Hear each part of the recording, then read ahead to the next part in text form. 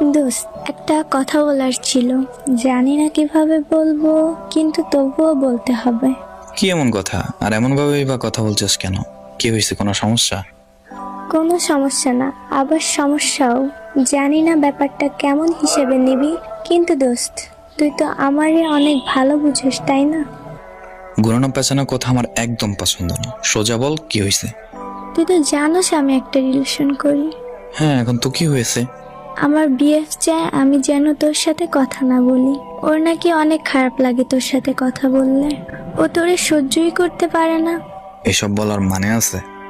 যাই হোক, তুই কি চাস? আমি আপাতত তোর সাথে কথা বলতে চাই না।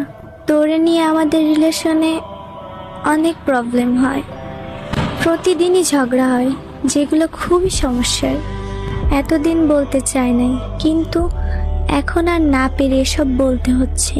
জানি না তুই কিভাবে ব্যাপারটা নিবি, কিন্তু দোস্ত, তুই আমার বেস্ট ফ্রেন্ড ছিলি অ্যান্ড থাকবি। দেখ, প্রথম কথা হলো আমাদের ফ্রেন্ডশিপটা প্রায় 2-2.5 বছরের। এখন হয়তো তো নতুন বয়ফ্রেন্ড আসছে, যার কারণে তুই আমাদের ফ্রেন্ডশিপটার মূল্য বুঝতেছিস না। কিন্তু হ্যাঁ, এটা ভাইবা নিস, বয়ফ্রেন্ড কখনোই ফ্রেন্ড কিংবা বেস্ট ফ্রেন্ডের জায়গায় আসতে পারে না।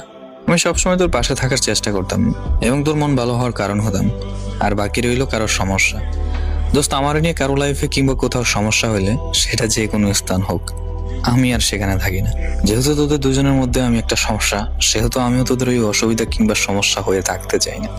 দোস্ত, তুই হয়তো রাগ করছিস, কিন্তু দোস্ত, লাইফ পার্টনার হিসেবে একজনকে খুঁজে নিতেই হয়। তাছাড়া আমার বিয়ে বলছে আমাকে বিয়েও করবে, তাই আমার মনে হলো আমার ছেলে ফ্রেন্ডের থেকে বয়ফ্রেন্ড অনেক বেশি জরুরি লাইফে। আমি চেয়েছি আমার ফ্রেন্ড এবং বিএফ যেন আমার লাইফে জড়িত থাকে, কিন্তু আমার বিএফ চায় না আমার কোনো ছেলে ফ্রেন্ড থাকুক। এখন তুই বল কি করব? বিয়ের স্বপ্ন তো অনেক ছেলেই দেখায়, যাই হোক, হয়তো তোরও দেখায়।